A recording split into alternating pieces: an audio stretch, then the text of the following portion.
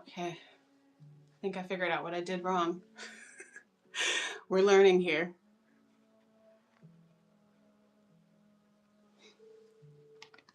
I think I got it this time.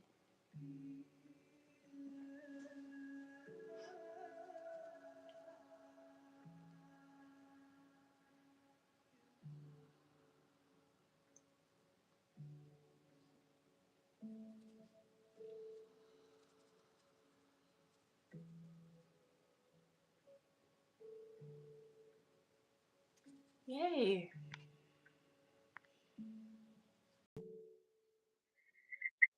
Woo! Yeah, We got it. we got it. Hi. I figured out. Hi. I figured out what I did wrong. Okay, it was you. I was like, I don't know what else. I'm clicking the link. Me either. Click link. That's what I did. It said go live. I said, yeah, sure, go live.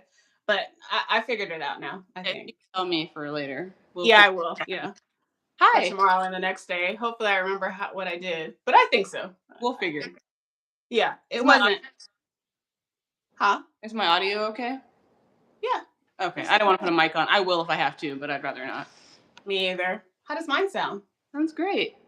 Okay, great. Hi, and welcome Hi. to the Growers Group Chat, where we talk about growing food every single day. Every single day. Okay, ladies first. You can introduce yourself. Oh, okay. I mean, my name is. we look alike, so I figured people want to know who's who. And I thought it was going to have like our name, our channel name or something over our picture, but I don't see that here. Yeah, that would be helpful, probably. I don't think they're used to having twins on where people have to like decipher who's who Or just while we're talking. channels. I think you should be able to like have your name of your channel, you know. You should be able to. We Anyway. have a lot of notes actually for YouTube in this process of learning about Y'all should about this let us help you. whole live thing and what's going on. Oh, I forgot my water. It's way over there. Way over there. I'll go get it. I've been harvesting seeds. This has been on my What is procrastination your list. name? Oh, I'm so sorry. Look, it's a group chat for real. Like I forgot y'all were here. This is real life, y'all. Going straight in. Hi, my name is Letitia, also known as Farmer Letitia. I am growing in Georgia, Zone 8B. What'd you say? What'd you say? No. What'd you say? You're stepping on my introduction right now. That's what I'm saying. Like you stepped on mine? Okay, go ahead. I'm Keisha, also known as Growing Where I'm Planted on YouTube. I'm growing in South Florida, Zone 10. There's no need to talk about A versus B because it keeps going back and forth. The year before last, I was in B, then I was in A. I think I'm back in A again, B, then A. I don't know. I'm in South Florida, though. I think there's no reason to talk about the number at all because I was 7 last year. Or year before last, I was in 7. Now I'm in 8. I'm pretty sure I'm creeping into 9 because I'm 8B. So I'm pretty sure next year I'm going to be 9. So growth zones, you know. I think it gives a good idea, kind of. Okay. But yeah, right, you're right.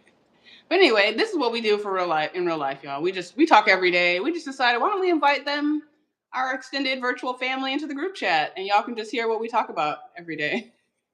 And also hopefully contribute to it because what we would like to do is get other people encouraged and motivated to grow some food, grow something for yourself, for your neighbor, for your family, whoever. There's no reason why all of us shouldn't be growing something. Wherever you all the time, actually. All the time. Speaking of saying, what seeds you got there? Oh, hi, Robert and Coop Dog Outdoors. What's up? Hi. They're so small. This is why this has been on my list for way too long. I've been procrastinating and putting it off because it's very difficult. Let me see if I can show you. What are those? Toothache plant. Oh, seeds. yeah. This is like 5 seeds on my fingertip here. Wow. They're so small. And so I've been putting this off for a long time. Oh, and this is the actual seed head. Yeah. This is toothache plant. It's been that good. Oh no, I just dropped seeds. What'd you say? Mine doesn't look that good. Mine's real shriveled up right now. Oh. Well, these are dried. This I noticed. I'm not going to because it's such a valuable plant. This would be stupid, but it would make such a great dried flower. arrangement because it actually keeps its color when it dries. Oh yeah. Yeah, but no, too valuable of a plant. But anyway, traditionally, this plant was used for numbing toothaches, just like it's named toothache plant. You can just take off the leaf. You don't even eat this whole seed head. You eat the leaf, and you just crunch it up and hold it where the tooth where the toothache is, and it numbs wherever your toothache pain is. So it actually really works. It numbs for like 30 seconds. Would you say, sister? I haven't tried it. Oh, you didn't? Teeth. Oh, I thought you tried it when you came to my farm. Mm. Oh. Well, anyway, it's an annual. So it dies every year and I have to restart it, which is totally fine because as you can see, each little head gives off like a million seeds.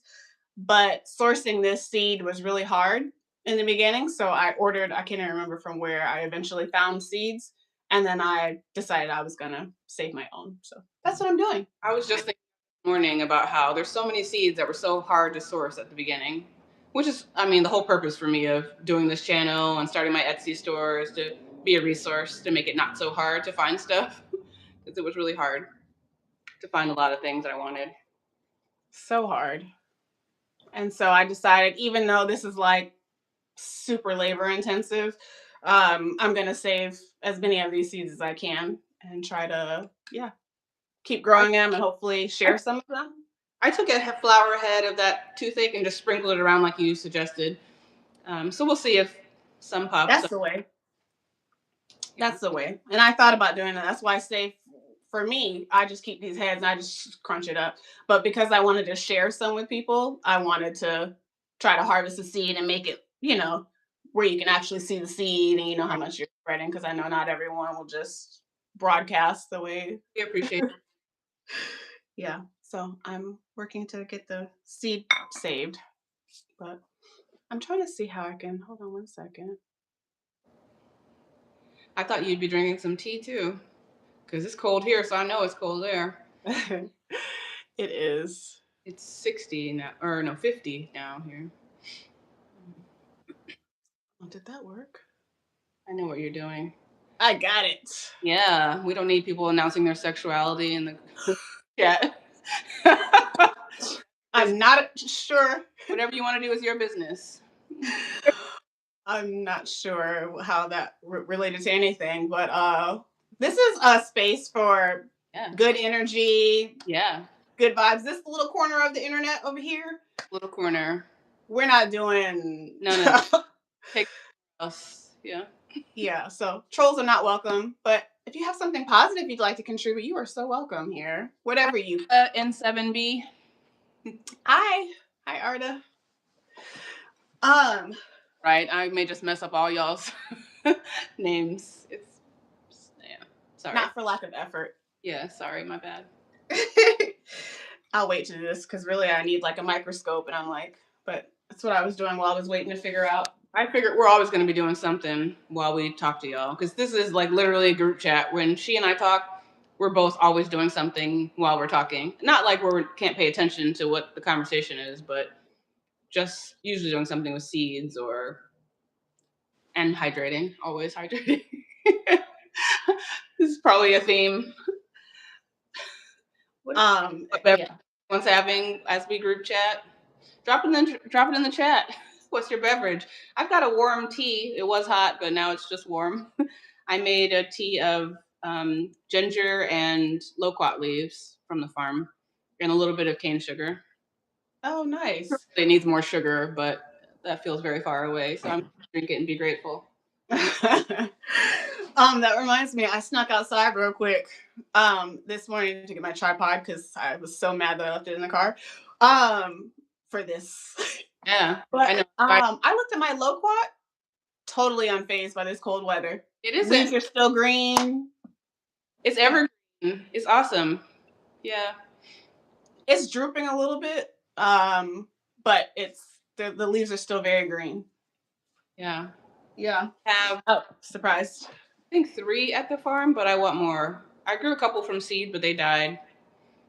Oh, did they? Yeah, they died this summer. Before waiting for winter to come, they got burnt. So. Oh, my mango next to my loquat looks terrible. I'm afraid to even go. It was 16 degrees. We've had freezing temps the last few nights at the farm, so I'm scared to even go out there and see what what things look like. Yeah. My balcony here in Miami, the stuff on my balcony, some of it's looking pretty desperate. So I can only imagine at the farm what it looks like. Yeah. I'm so scared for my citrus and stuff out at the farm, but I Citrus wouldn't even. probably fine. I'm scared of my tropical, so the citrus, can handle cold. You Maybe think? not freezing, but Yeah. It yeah, was. no. I know they can handle some cold, but it literally got down to the coldest I've ever seen, and I've lived here almost 2 decades. I've never seen it this cold. It was single digits. It was like I think it was 8 degrees. Feels like 8 degrees or something on the farm. Uh, And I'm not sure if my citrus particularly, not citrus in general, but my citrus, I don't know if it's built for that because it just hasn't been living that kind of life out here. none of my So for this. yeah, I'm that gonna be has not. my soursop. I'm pretty sure it's dead. All my soursops are probably dead. They can't handle temps like below 50. Yeah, dying. So I'm gonna keep sowing. I had already planned to sow more seeds anyway, because every winter I lose a bunch of small soursops. Yeah, I'm just gonna keep planting. I lost my soursop in the first year, and I was like, it wasn't even that bad of a winter. So clearly, you're not made for this. It's very tropical. Yeah, so I haven't even tried You struggle again. even in Central Florida to grow it. It's very tropical. Yeah, I'm gonna do my best because I want us to have soursop, even if it never fruits. Which I think I already have one that does fruit. So I think, but even if it didn't, I would want it for the leaves, for the teas, and for the medicinal benefits of soursop. Yeah. Hmm. I'm gonna try to have fruit though. I want fruit. Yeah. Well, I think what I've just been leaning into is not ignoring, but kind of ignoring the things that are dying because I can't do nothing. I can't do nothing about it. I thought you were gonna say. Huh? That's not what I thought you were gonna say. Okay, yeah, Oh yeah, I can't do nothing about it. I'm saying it makes me sad, it's fast. but I can't. It's gone. They're gone. Like They're I gone. went out there, I looked at that avocado. I was like, oh, but I gotta get in here and keep doing something else. And but what I was saying to myself when I was doing a quick little look at my stuff on the balcony that looks so terrible, I was like, just remember though that these things will sprout back up from the roots. Like it looks dead on the surface, but don't throw it away. Most of them will sprout again from the root. The roots are That's true. good still. So, That's true. relax. I know it looks terrible. And maybe in a few days we're just gonna chop it down, but I'm gonna leave the roots in the soil and see what happens. Nature is resilient. I think a lot of it will bounce back. And maybe it won't. And maybe it won't. That's okay too. Yeah. Gotta be. That's the whole point of having so much stuff though. And so much diversity. So there's always some food, something fruiting. Right. That's also the point of continuing to just put some more stuff in the ground and grow some more seeds. If I'm saying like I was like, well, I got 3 avocados in here in my nursery that I've got 2 that have sprouted and then 2 that haven't done nothing, but I'm pretty sure it's too cold. But I have 2 that have come up. So that one avocado that's dead on my front porch, hopefully I have another one to replace it once it warms up that I can put out. I can give you some too. I have I'm looking on my balcony. At least 4 on my balcony. I think I put all the other ones into the ground already at the farm, but I think I have 4. Thanks. Yeah, I really want to try to grow it here rather than bring it here and try to get it acclimated. I would like to. Oh, but we'll also have more when summer comes. When avocado season comes this summer, we'll have more seed, and I can send you seeds. Yeah. That would be awesome. Yeah, I've been able to get them going. And so my little ones that I started, that's why I brought them in the house. I knew they were too small. Like literally, they're just coming out of the seed. So I didn't leave them outside. I have those in here to see if they'll get big enough. And then I'm going to put them out when the summer comes. And then hopefully put some more seeds in to try to get some more going. Remember that red avocado I got this past summer? I sowed those. You remember? It's like a red. Yeah, I remember.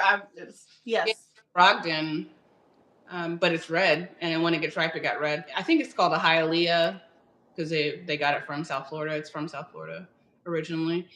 Anyway, I sowed all those seeds. I think I have 3 or 4 of those. I sowed all those seeds. They all germinated. So I should have little red avocado trees that I'm excited to try to get That's grown. cool. Yeah. Are the leaves red on it? No. Oh, it just looks like a regular avocado, but then the fruit is red? It's the shape of the leaves are a little different than a regular avocado, but the color looks the same. That's cool. Yeah, I'm excited to get that one going this summer. Yeah, that'll be a nice new addition. New Makes variety. me think, what Yeah. else are we doing new this summer? Oh wait, I just was gonna say, Say. sorry, circling back to diversity. Can't have too No. many avocados. I think I have. Is that what you were gonna say? Okay. What? I said, oh, that's what you were gonna say? That I think I have 5 or 6 varieties of avocado. I was gonna address the fact that I guess I don't need any more avocados. That I'm excited for. So I guess I have 5 or 6 varieties of avocados growing, but they're not all gonna fruit at the same time. They're not. You don't gotta justify it to me. And listen, we do not judge here. For our new friends in the audience. We all listen, we don't judge in this corner of the internet. It's the whole point is diversity gives me security. It gives me food security. And I want year-round avocados, and that is possible in South Florida if I get a variety that fruits over a space that overlaps. I have a whole, like, not a spreadsheet, but a schematic of my year-round avocado strategy, my plan for what varieties I want to get, because I need them to be able to cross-pollinate and whatever. It's a whole bunch of nerdy plant science stuff. But I need them fruiting and flowering around the same, like, overlapping. I have avocados all year. So that's my goal and why I'm still getting different varieties of avocado. And also, to our point earlier, the more you have, the more you can afford losses, because you will have losses. That's facts.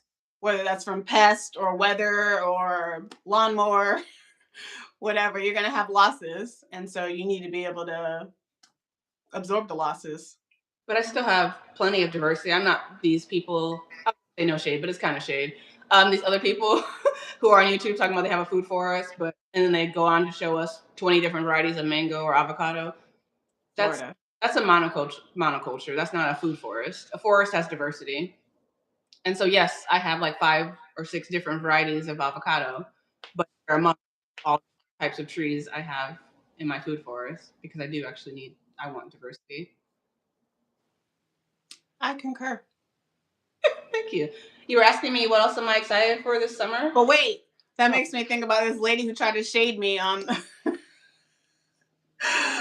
Remember how I recently posted on the Nextdoor app that I had some fig cuttings that were growing or whatever, and I asked if anyone would be interested in getting any extras that I have. That post is up to almost 6,000 views, 7,000 views at this point, which is insane. But she asked me, how many varieties do I have? And I was like, what, of figs? Technically, I have 18 varieties, but I'm propagating 10 to offer to potentially have extras. That sounds kind of crazy, right? But yeah. You say yeah? I mean, says the person who has 5 varieties of basil on her balcony. That's me. But yeah. But I know to like other people that probably sounds insane.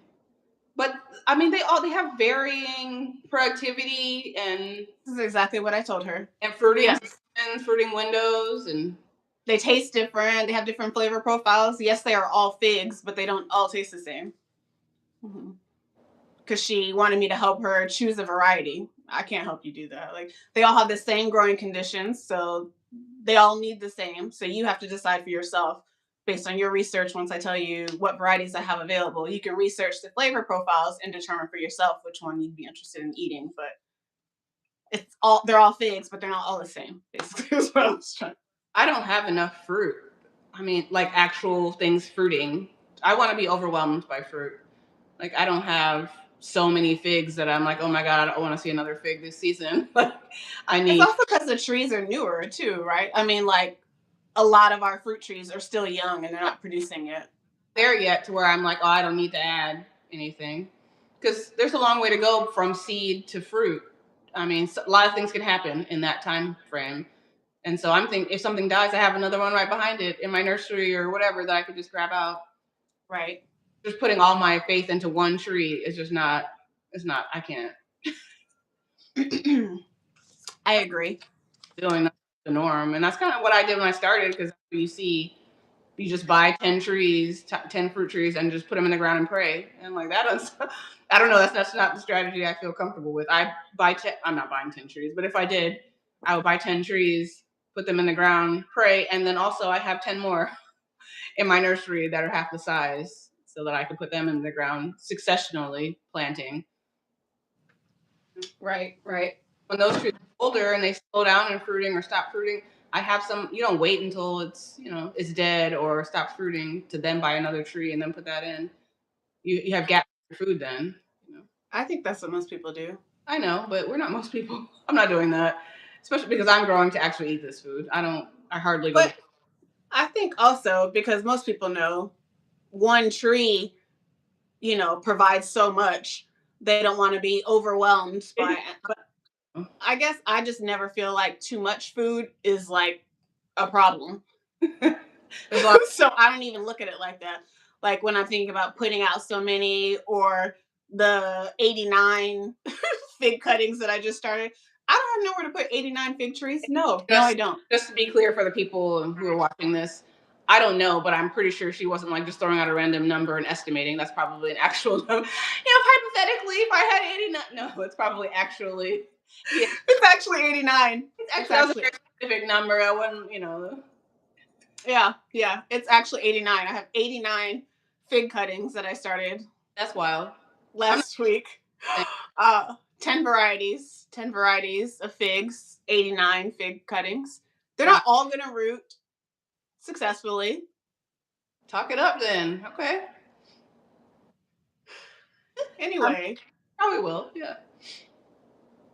But I feel like, where's the harm in having too many fruit trees or too much food? Like, if you have a whole bunch, like, for example, if you want to plant your whole yard out with peach trees or whatever, and now you have way more peaches than you know what to do with, like, is that a problem really? Like, I don't really see that as a problem. Invite your neighbors over. I don't know, take them to the food pantry.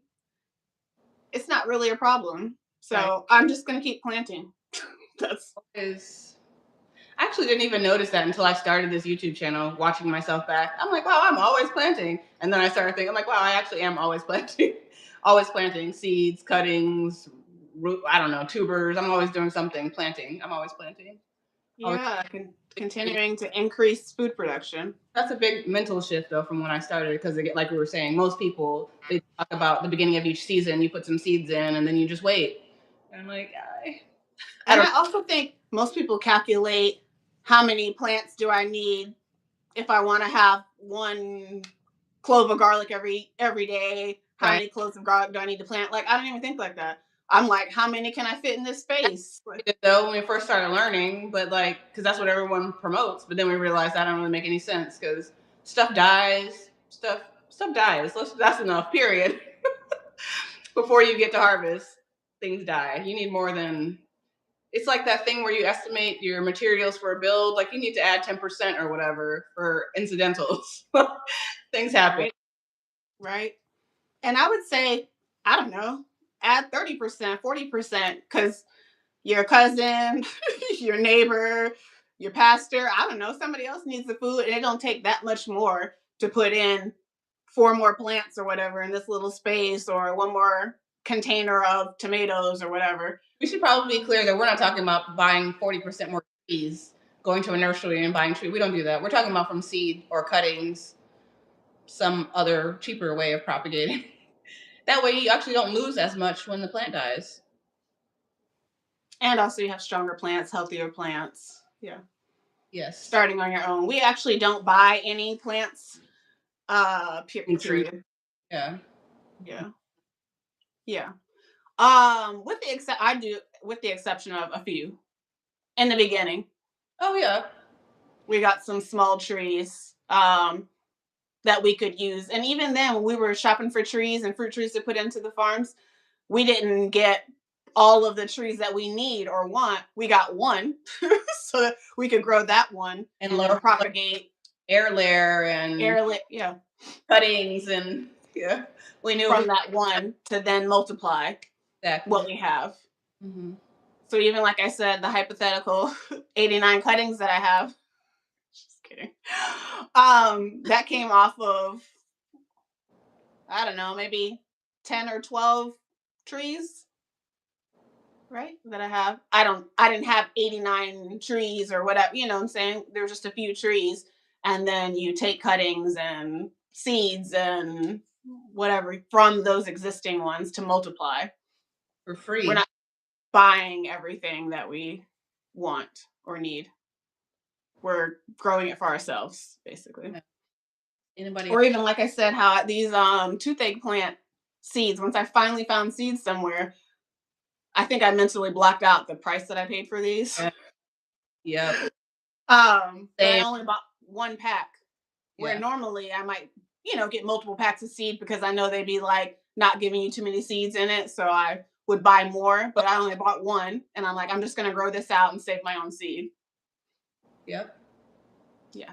We're not going to just buy everything we need. And yeah. Mm-mm. We're going to grow it for ourselves. Absolutely. I was doing like a mental, last time I was at the farm, I looked around for a second. I was like, wow, if I had paid money for all these trees in the size I have right now, it would be 5 figures at least. It looks like a lot of money has been spent out there. But actually, it has not been. I've been growing those from seeds, cuttings, trade. Gifts. I've gotten some free plants. Yeah. But they're worth so much. Like, that's why when I was thinking about when I moved the farm, I didn't want to I was like, well, I could just leave all my trees there and just buy new trees and start my new farm. I'm like, trees are expensive, especially once we've grown them out and gotten them conditioned to us in our region and whatever. Just to be like, oh, well, I'll just leave it and just buy another one. That's not even, they're so valuable. Trees are so valuable. Plants, I guess I'll say, are so valuable, not just trees. What'd you do today to move yourself forward towards food security? I think we should ask each other that each time, actually. I mean, we do this actually in real life when we talk. We hold each other accountable, which is the whole point of this group chat that we want to invite you guys to, is we hold each other accountable for making some steps towards food security every day, even if they're small. Absolutely. Well, as I mentioned, I'm harvesting my toothache plant seeds, which have been on my list for a really long time. It's technically not food, but it is an addition to my apothecary. Even though some people do eat the leaves, I don't eat the leaves.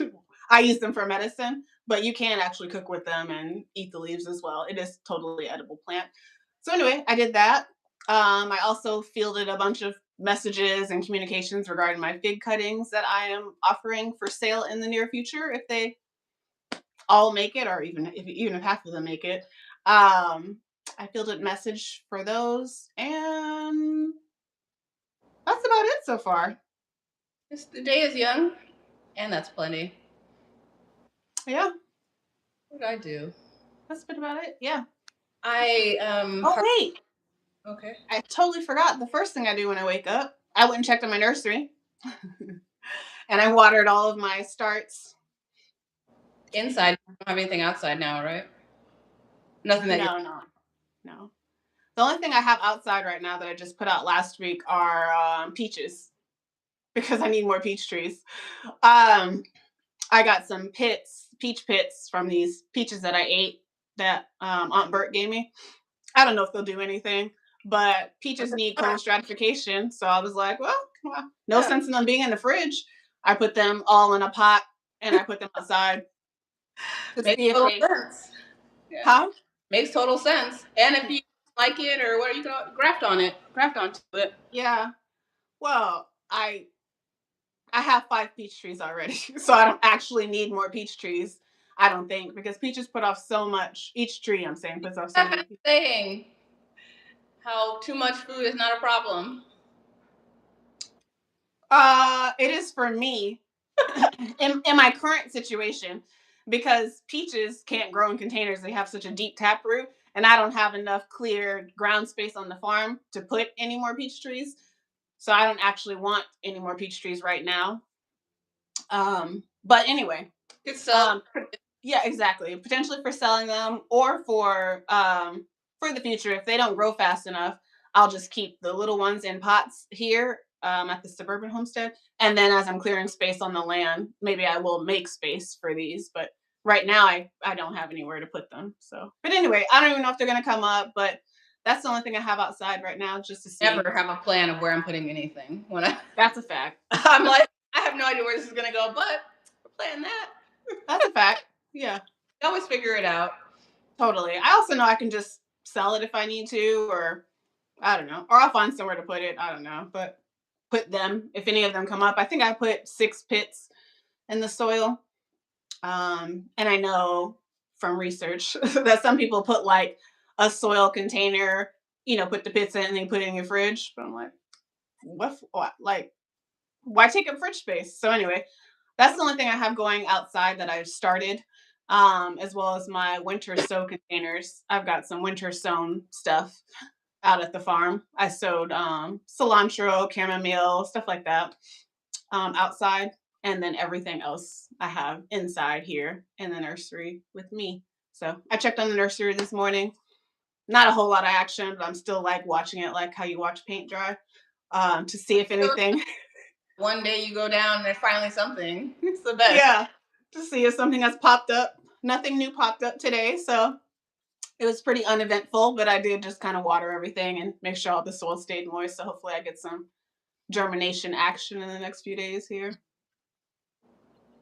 What did you do today to move yourself forward in food production? I did the same thing first thing this morning. I went and took care of my indoor plants in my nursery. I watered everything. I did have a couple new things that sprouted up, which was exciting. I have some, I put them on 2 of the trays, my seeds that I've germinated. I put 2 of them on a heating pad yesterday. Wow. Because it's too cold in here for the things that I was like trying to get ahead. Because I can start putting a lot of things out in March. Normally in South Florida, it's not that cold. Right. February is my coldest month. So I could start some things indoor where it's warmer, but it was so cold and 50. I'm like, oh, most of those things won't even germinate.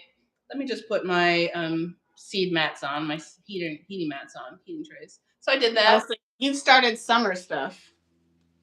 Yes. Basically, I'm saying you told me you had basil. I'm saying you're not just out here since the end of last summer.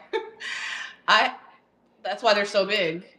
My basil is pathetic right now. My plan was to start basil at the end of middle of last summer month, or maybe it was like August or something. I started a bunch of basil, and I wanted to overwinter them in Miami and then take them, because it always stays like 10 degrees warmer through the winter here compared to the farm, and then full grown plants out to the farm in the summer. That's my plan. That is my plan. Solid. What? That's a solid plan. But it wasn't until it was 10 degrees or whatever, 20 degrees or whatever the hell. My basils look so pathetic. I think they'll be fine, but right now they look the ones on my balcony look so shriveled and terrible right now. I saw them like that. Oh, it's so windy. It's very cold wind, the main thing that we have going on right now. So a lot of my basils, I have 5 varieties of basil. Oh, a little straight face, yeah. Who am I to maybe in the comments they might come for you, but who am I to five? Anyway, they're all different, and they all have different uses. And because we grow things for medicinal uses as well, and teas, and so all of those have different uses. So anyway, and with preservation in mind, also we're also thinking about, because it's a very seasonal. You have a small window of getting a bunch of production out of basil. I'd start for next summer. I was like, oh, let me just overwinter these here, and then at the beginning of next summer, I could put these big plants, 1-gallon plants, out onto the farm. I still think that'll work fine. So anyway, I think so too. Yeah, thanks. But yeah, I did start some summer things. It's just hard for me to think of what is this, because the seasons are just so. What is a summer plant? But yeah. Well, I think I agree with you, because you already know. For me, there's only 2 seasons. That's how I look at it: winter and summer. Yeah. Winter and summer. That's it. But there are some plants that are distinctly summer that I know I can't okra, like, what I'm saying, stuff that it's not even playing with you. If it's not at least 70 degrees or whatever, it's not gonna do nothing. Yes, I did start some of those. Yeah, Mm. I guess I didn't want to just generally say. I know how you and I agree on that, but I know how if I just said summer thing, most people, oh, she's starting cucumbers and like no, not yet. But I have eggplant that I also started at the end of or like August of last summer for the same idea with basil that I wanted to have big plants that I put out so I can get a head start on my eating in the summer. Yeah. Because I didn't do that last summer, and I wish that I didn't have to wait on these little start and then like struggling with these little starts. I'd rather have like a bigger plant that I think can tolerate it a little bit better. That's stronger and has stronger roots. So they're a little slower too. Excuse me. Slower in the heat. So I think what I do is stagger them this summer. I'm going to have my 1 gallon eggplants, for example, and I think I'll still start some more eggplants from seed again this summer because it's perennial here. I don't know if it is everywhere because I don't know how to grow everywhere, but it's perennial. And so I want to be able to just have staggered successional planting. I want to have plants of different ages and sizes always so that I have food. But it's not okay. Anyway, I don't think it's going to be perennial there. I'm saying like replant them every year, like most people do, or like some people might have to. You say you don't think you're going to have to? I think you're going to have to. Like that's what I'm saying. I don't know. Maybe whatever. I don't know. They don't like. Typically, our winters are mild enough that even though the eggplant won't fruit potentially in the winter, probably in the winter it won't fruit, but the plant won't die. Right. Right. Yeah. I don't have to after every winter. Right. With eggplant. Mm. I watered my nursery, and then I shelled some dried pigeon pea seeds because I knew I harvested a bunch of seed last week or week before last, and they're dry now. So I was able to shell those, package them because I have them for sale in my Etsy store now. So I put that listing up. I have been waiting for my harvest of seed to do that. So I took my product photos and put that up. And nice. Yeah. And that's kind of it so far for today. And I think I forgot to tell you, thank you so much again for the garlic you grew for us. What I did with those little cloves that I don't want to be bothered with trying to chop up is I confit them in olive oil. And so now I have this beautiful jar of garlic that I'm gonna make so many delicious things with. And nice. Chop them or anything, you just put them whole. That's the way to go with those. Yeah. So I confit it yesterday, but I didn't put it away. So I put it into a jar today. I did that this morning. My food preservation. Okay, love that. Our garlic on the farm, I was also worried about that because, again, we have mild winters. It doesn't get that cold. But I didn't mulch my garlic. And I mean, it's like lightly mulch, but I saw that it was coming up and I needed to add another layer of mulch, which I didn't do because I was like, oh, it'll be fine. Like, I'll do it when I come back. It got really cold before I got back. So hopefully all of our garlic's not dead now. There's so many things I thought about last week that I said, oh, it'll be fine. It wasn't supposed to get as cold as it did. And yeah, I don't think it's fine. Yeah. I'll give it some more mulch when I come back. Or yeah. It might not be there when I come back. So I'm apologizing in advance if we don't have garlic this year. But no, garlic is tough. So I feel like even if the cold takes it down to the ground, I'm hopeful. Again, it wasn't mulched very well, but hopefully there was enough insulation that it didn't kill the whole root bulb, I'm sure it'll resprout. Yeah. It might come back. I'm like frozen down. I saw it last week. There's no greens. Like you can't even tell where it was. I need to harvest it, but I just didn't feel like doing it last week, but I'm gonna do it next week. What is it? My ginger. Oh yeah. We had one night of freeze and you can't even tell where there was ever any ginger. I know I planted it there, so I know it was there. But you can't see any evidence of it now. Why don't you just leave it in the ground? Well, because it's been there for a year. I'm gonna harvest. It's time to harvest. Yeah, but the longer it's in the ground, it just keeps growing. Like in spring, it'll multiply and keep growing. I had a section that I left for 2 years. I had so much garlic once it just came up on its own. That's been in the ground for 2.5, 3 years. Yeah, I didn't even know it was still there. I must have missed it when I harvested that area. Yeah. Right. Right. Yeah. You didn't answer my question though before. What are you thinking for summer? Are you doing any other new stuff? You said you were trying that red avocado. Mm-hmm. Do you have any other summer stuff that you're trying or that you're looking forward to trying this year? Puerto Rican Rosita. Spring, summer. Rosita eggplant. It's a Puerto Rican eggplant. It's an heirloom. Puerto Rico. I got some seeds for. I'm really excited to try that one. It's supposed to be like thin skin, minimally bitter. I love eggplant, so I'm really I'm actually growing 3 varieties of eggplant. You're starting them indoors? I started them the end of last summer. Like once the heat, September-ish, once the heat started dissipating a little bit, because when it's 100 and 110 degrees, 100 degrees, it's not going to grow. But once it's like 80, I was like, oh, okay, I'm going to plant some of these again with the idea of overwintering them on my balcony through the winter and then putting full plant out on the farm at the beginning of summer when the temperature is still mild before it gets like so hot that nothing will fruit. Well, not nothing, but the eggplants will be stressed. Right. And you started it indoors or you started it outside on the balcony? I started it outside on the balcony. Yeah. They've been outside. Cool. That's cool.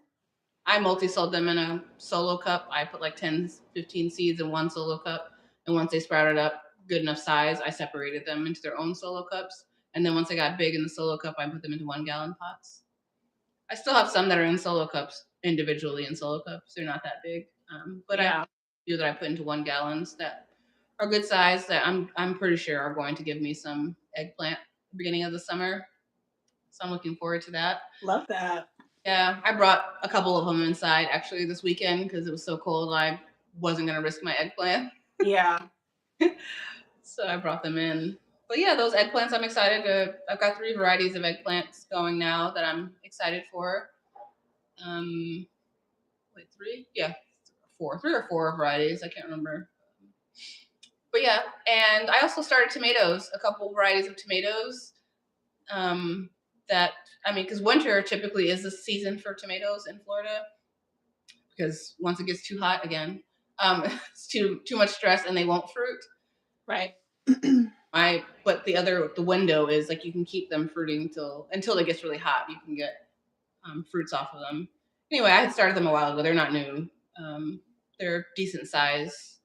And once my risk of frost is gone, which is usually mid-February, late February, I'm gonna put them onto the farm. And what varieties of tomatoes did you put out? And they're like heat tolerant, so that I could hopefully still get fruit up until it gets too damn hot. I'm doing. They drop the flowers. It's not even. Okay, well, there's some that are more heat tolerant than others. So that's what I'm favoring, the ones that are more heat tolerant. With Cherokee tomato, which is more heat tolerant, black creme, and I think there's one more, but I can't remember what it is right now. But another relatively heat tolerant one, and I've got Everglades tomatoes on the farm too. Those are plants I've got already on the farm that I transplanted from volunteers that I got off Facebook Marketplace. I traded Marketplace, so I had little Everglades tomato plants too. Yeah, I think that's pretty much it. I want to do okra and tomatoes. Jermaine's my husband is really he really loves okra, and all he wants is okra and stewed tomatoes. That's like his favorite thing. And I made that before. I made it too. So country. Wow. What? That is so country. It's so country. Cornbread. And I made it 2 seasons ago. I grew okra, but I used canned tomatoes, and I made this okra and stewed tomatoes. It was delicious, but I didn't grow okra last summer, but I want to grow it this summer. I'm going to grow my granddad's okra from his seed, and I want to grow my own tomatoes to go with it. So I want to be able to make that. So I'm hoping. We'll see. I mean, I've been improving my soil year after year, trying to get it to where I can actually produce something like tomatoes that needs more stuff in the soil. So we'll see. I'm working. I'm gonna try. So that's gonna be my challenge for the summer. Love that. One of many, I'm sure. Yeah, lots of challenges in the summer. Yeah. Oh, sorry. And I didn't mention the other thing I'm excited about are my peppers. I have. Oh yeah. I don't even know how many varieties of peppers. I'm. We listen. We don't judge. At least 20. I'm just throwing it out there without thinking, but just random number. No, I literally haven't counted, but I'm sure it's approaching 20 varieties at least. Anyway, and again, I started those also late summer with the idea of overwintering them on my balcony and putting big plants out at the beginning of the summer into the farm. And at the end of last summer, did you start your peppers indoors or outdoors? Started them outdoor as well. And that's in a full sun situation? Partial. We get like it face west, so I get like my balcony gets like in the summer by like 1 p.m. until sunset is when I have direct-ish sun. The most they get. Yeah. But it's warm and floor on the balcony, so they're heated from the bottom. I always just think like, oh, the sun's hitting the tile and it's gonna warm them up from the bottom. And anything I can move. I live in 1,100 square feet in a loft, so anything I can get outside, I want outside. So I put the peppers outside. I multi-sold them the same way. I put like 10 or 15 seeds in one solo cup and sowed those. And then once they got decent size, I moved them into their own cups. And now I have some in 1 gallons. And I have actually a couple in those long tree bags because they're huge. They're actually already fruiting for me. I've been getting harvest off of them. I got a few jalapenos. Wow. And I got a few Chinese 5-color peppers over the last few months. They look terrible right now because the weekend was so cold. They dropped all their leaves and look pretty terrible. But they're hot peppers. Obviously, they don't want cold weather. I knew that, but they're also perennial, so they should be fine. Yeah. I brought my jalapeno inside over the weekend because it actually has fruit on it and I want it. So, and it's big. It's probably 3 feet tall, 2 feet probably tall. Anyway, so I brought it inside because it has fruit on it and I wanted them. I didn't want it to drop its fruits. That reminds me of my jalapeno tree. Remember my big old jalapeno tree I had? It died in winter. So last winter, it was pretty sad. I had that thing for 2 years. Yeah, I'm really excited to be trying different varieties of peppers, and I have all these plans for things I want to make out of the different peppers, and yeah, so I'm excited for us to get to have some diversity in peppers. I use peppers in literally almost everything. Like there's very few things that really? Hot peppers? As like the base of every meal I make, almost everything is like coconut oil, let that heat up, and chili flakes, dried chili flakes, and then put whatever else on top of that. Oh. I cook almost everything in some chili oil, like chili spice, something. Mine is onion and garlic base for everything. Oh yeah, everything has garlic. That's true. Yeah, for sure. Mm-hmm. Not for some people. Some people don't even like garlic. I don't know who these strange people are, but some people don't even like garlic, so it's not obvious. But yeah. I mean, because some of them, as you learn more about peppers, they're not all about heat. Some of them just add flavor, like, toasted spice, not spice, but like, call it flavor. It's like a smoke, not heat, but like a smoky flavor. Yeah, smoke. That's the word. Yeah. Mm-hmm. Yeah. Anyway, nice flavor. Sometimes I do just want heat as well, but I'm excited to make some different products with the peppers and make my own dried chili flakes because I buy bulk. I have been buying dried chili flakes, and I can make my own. So. Damn right you can. What? Yeah. I'm trying not to do what I feel like most people do, including me. Oh, I see a branch that just fell. To not appreciate the season that you're in or the more upcoming season and just keep, think far ahead into the Yeah. next I season, thought most people do is not think ahead. I think that's what most people do. No, I feel like because like right now, like in winter, people are like, "Oh my god, I can't wait for winter to be over." Like, when's summer Oh, coming?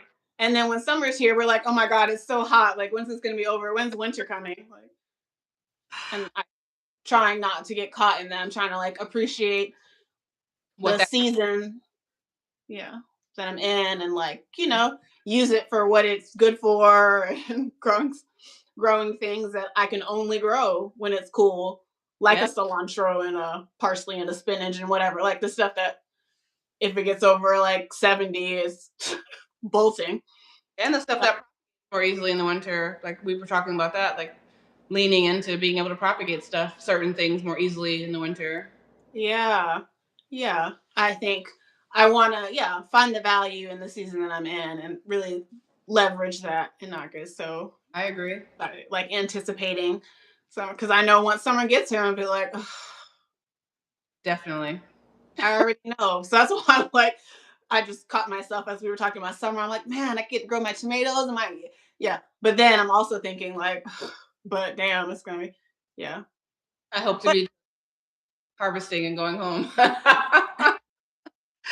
Just kidding. Sort of. yeah.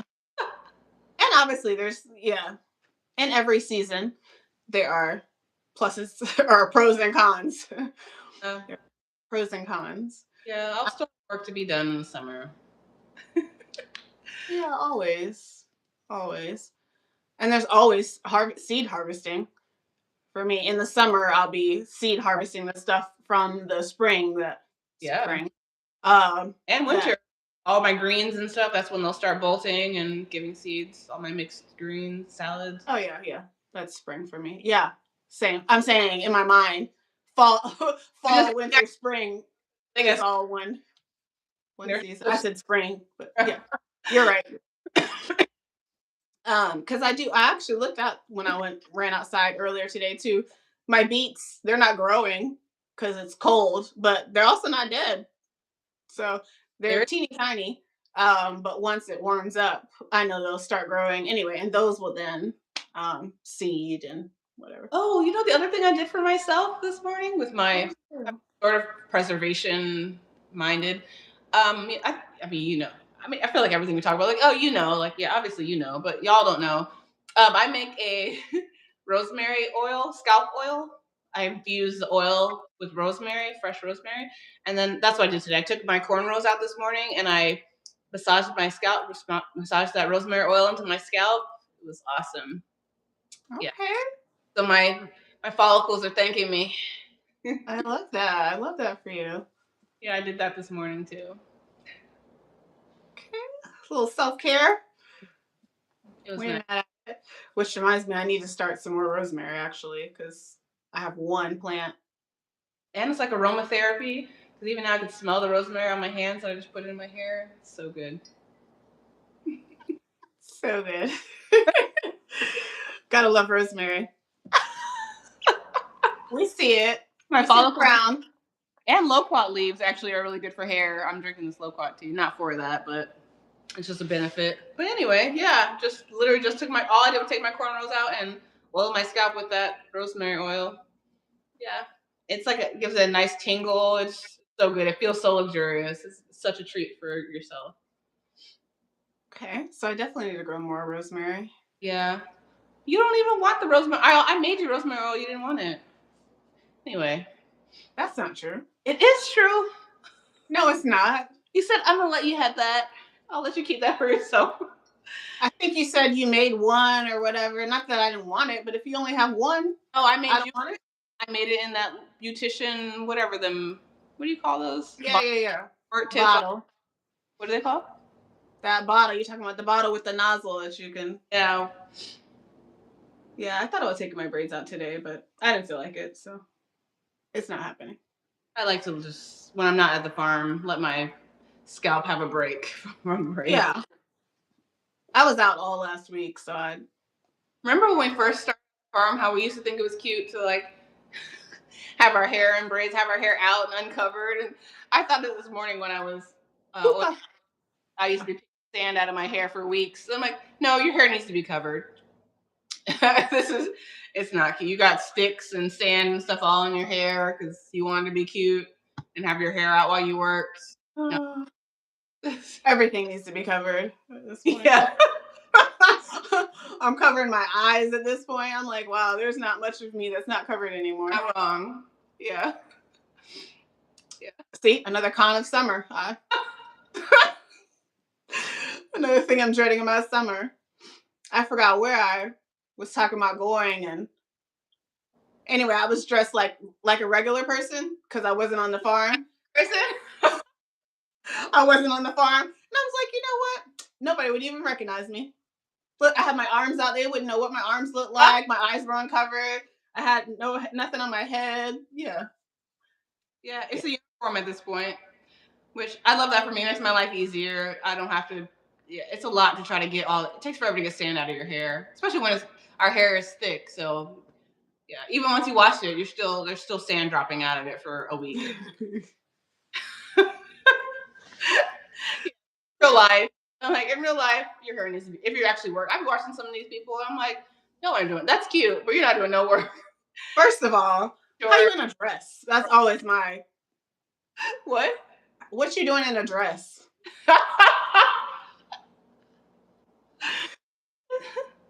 It's cute, but it's not practical, and I could never.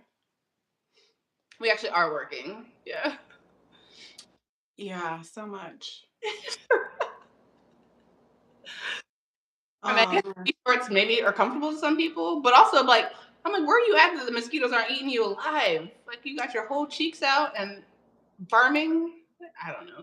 I feel like just take a shot for your thumbnail, I guess, if you want to like thirst trap, put the booty cheeks on, take your photo, and then get into your actual work clothes, your pants. Mosquitoes, wasps, ants. I'm like, if I just try to go out in a short sleeve. That's what I was just gonna say. They catch you slipping, leave your wrist out, like yeah, up because I wouldn't wash my hands or whatever. Catch you slipping. Yeah, you get all ate up. I don't know how all them legs be out. I was just like, oof. I see way too much skin. Like it's making me itch. Because we're sweet and mosquitoes love us. That's true. Other people, maybe they don't get bothered by mosquitoes. I think it's less mosquitoes for me at this point, or at least on the current farm, or at least so far. I don't know. It could get worse. I've only had the land for 6 months, but so far, I think my issue is going to be wasp, not not mosquitoes. That's what I've seen so far. The majority of what I've seen. Just walking through tall grass and not wanting to feel the stuff touching your leg, like you don't know what it is. Like when you feel something touching you, that's to me the reason to wear pants, even if there are no mosquitoes. Like, right? Yeah, just all the things. I just prefer to be covered. Yeah. I'm just thinking about the buzzing in the ears. Like, I just want to. That's what people always think though when they talk about farming or gardening. Like, oh, what about the bugs and snakes and whatever? Like, yeah, that's all reality. But you also can like totally dress appropriately to. And they all have a benefit. I'm not saying I don't want them there. You know, the wasps for the figs, even though obviously not all wasps do figs, but pollinating the figs or whatever. I need the wasp. I need the ladybugs, and you know what I'm saying? Everyone has a role to play out there, but I just prefer if they leave me alone. That would be nice, yeah. Yeah, but we're all out there, and we learn to coexist, and we do.